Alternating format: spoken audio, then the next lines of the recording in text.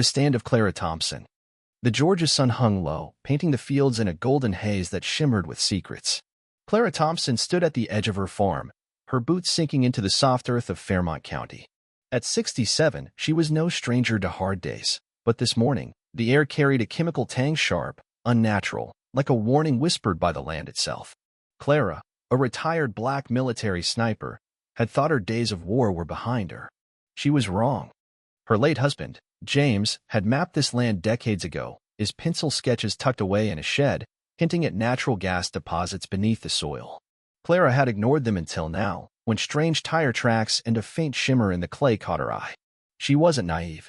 She'd held her breath through sniper scopes in Kandahar, and she knew when the wind changed. Someone was watching her farm, and they weren't here to borrow eggs. Clara's farm was a quiet patch of history, 40 acres of cotton fields and silence, where she'd lived alone since James's death 12 years ago. To the county, she was just an old widow, a black woman with no kin, no power. But Clara was more than that. She'd once calculated wind speed in a desert storm, and she didn't flinch when Sheriff Tom Harlan's black SUV rolled up to her gate one gray morning. Harlan stepped out, his badge glinting like a threat. "Morning, Miss Thompson," he drawled, his smile all teeth and no soul. "County's got concerns about gas pockets on your land. Safety hazards. You ever think about selling?" Clara sipped her coffee, her gaze steady. "I'm not interested, Sheriff." His smile tightened. "Opportunities like this don't come twice. Could be trouble if you stay. Legally, environmentally, socially. Alone doesn't mean unarmed," Clara said, her voice cutting like a blade. Harlan's eyes flickered with rage, but he tipped his hat and left. That night, someone broke her chicken coop lock and sprayed chemicals across her fields. The next morning, Clara found her livestock dead, their bodies twisted in the mud. Tire tracks government tissue curved behind her barn. She didn't cry. She went to her kitchen, pulled a weatherproof case from beneath the sink, and loaded footage from cameras she'd installed after finding a bullet casing on her porch months earlier. The video showed two men in tactical jackets, one flashing a Fairmont County Sheriff's badge, poisoning her feed and laughing. Clara called Marcus Reed, a former Army cyber intelligence officer who owed her a favor from Djibouti. "They're planting trackers on my land," she told him. "Sheriff's office and a corporate back end. I need you." Marcus's voice crackled over the line. "Send me the feed. This better not be about chickens." "It's about land," Clara said, "and they're coming for it." She spent the evening rigging her northern field, her most vulnerable plot, with floodlights, razor wire traps, and a PA system hidden under the barn roof. Her Remington 308, quieter than her old Barrett M82, rested in the tobacco shed loft. Clara wasn't planning to kill. She was planning to make a point. At midnight, 3 figures crept through her field, one with a crop sprayer, another with a heavy bag. When they hit her trip line, floodlights blazed, turning night into judgment. Clara fired once, clipping the lead man's calf. He screamed, collapsing as his partners panicked. One tripped into her wire snare, the other fled, only to find the gate locked with steel cable. Her voice boomed through the PA. "I don't miss, and I don't warn twice."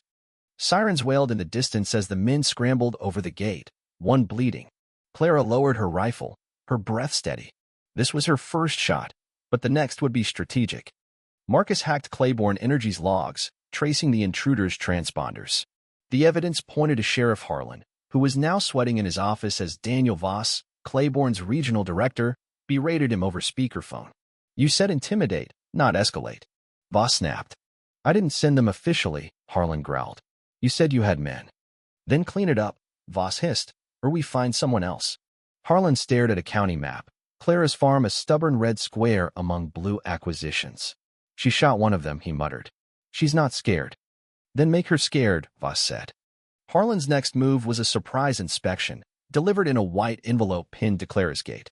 It cited environmental violation, soil contamination, unsafe animal waste demanding immediate compliance, or land seizure. Clara met the Claiborne inspectors with a nod, watching as they planted more trackers. She found them later, one in a feeding trough, another by her well pump. In her cellar, Clara traced the device's signals to Harlan's office and Claiborne's network. Marcus uncovered Operation Redeem, a 5-year-old plan targeting black-owned farms across 6 states. Maps coded red for black owners, blue for white, listed Clara's land for asset recovery with minimum resistance expected. White owners got incentives, black owners got paramilitary escorts. Clara's chest tightened. It's not about the land, she whispered. It's about us. Our absence. She pulled out a leather journal and began writing every name, every lie. No more hiding, she told Marcus. If they come, they better bring everything. Harlan, Voss, and Judge Evelyn Carter met in a courthouse chamber, their arrogance unshaken. Carter signed a warrant labeling Clara an armed threat, bypassing review. She's militarized her property, Harlan lied. Voss smirked. She should have taken the check. That night, Harlan's SWAT team prepared to breach Clara's farm at dawn. But Clara was ready. As tactical units advanced, she flicked a switch in her barn. An electrified gate sparked, downing one officer. A pressure plate flipped the truck's axle, smoke rising. Clara's voice cut through their radios. You're not the first men I've watched tremble in the mud. Chaos erupted. A young officer, Nathan Cole, tripped a net trap, twisting his shoulder. Clara approached under a flare, cutting him free. You're not my enemy, son, she said, bandaging his arm. But you chose the wrong orders. Nathan, shaken, confessed later in her barn. They trained us to escalate with black targets, he said, voice breaking. They wanted you to look dangerous. Clara recorded it, her small device blinking red. Marcus leaked Nathan's confession to VetWatch, a private veteran forum. Within hours, it spread across X, Reddit, and whistleblower channels. Sarah Mitchell, a WUNRC journalist, aired it nationally, linking Clara's fight to 30 black landowners targeted for their mineral-rich farms. Clara spoke on air. They started with me because I'm alone. But I found they've been doing this to others, legally, slowly. That's the worst theft. Public outrage surged. Comments flooded. She's a hero. Why does a black woman need that land? A human rights coalition sent lawyers to Georgia, uncovering more victims. Harlan, desperate, labeled Clara a terrorist, authorizing lethal force. As drones circled her farm, Clara spotted them from her porch. It's a declaration, she told Marcus. She activated rooftop SOS beacons, pulsing Morse code into the night. A retired Air Force pilot, David Lawson, caught the signal. That code's military, he radioed. Whoever's down there knows what trouble they're in. His alert reached the Pentagon. Dawn brought 5 trucks of veterans, led by Clara's old commander, John Harris. You rang the bell, John said. Only a fool ignores it. They fortified her farm with cameras, alarms, and a command post, streaming data to WUNRC. As Harlan's convoy stormed in, Clara walked unarmed into her field. Harlan, pistol drawn, barked, "This is your last chance." I'm not the one hiding, Clara said. Marcus streamed the standoff live, showing Harlan's finger on the trigger. John's voice boomed. You shoot, and the world watches you fire on a 67-year-old woman. The FBI crackled over Harlan's radio. Stand down. You're outside jurisdiction. Harlan's men lowered their weapons. Drones from media and activists hovered, broadcasting the truth. Clara's stand was now a national reckoning. 3 days later, the Department of Justice indicted Harlan, Voss, Carter, and 9 others for racketeering and civil rights violations. Congressional hearings exposed Operation Redeem's scope, with black farmers testifying about lost homes and poisoned wells. Clara's name echoed as a symbol of resistance. She returned to her farm, planting marigolds in James's memory. A bronze plaque declared her land a historical site. Clara Thompson, keeper of land, keeper of truth. She mentored 11-year-old Lena, teaching her to breathe before aiming. Land is memory, Clara told her. No one burns that down.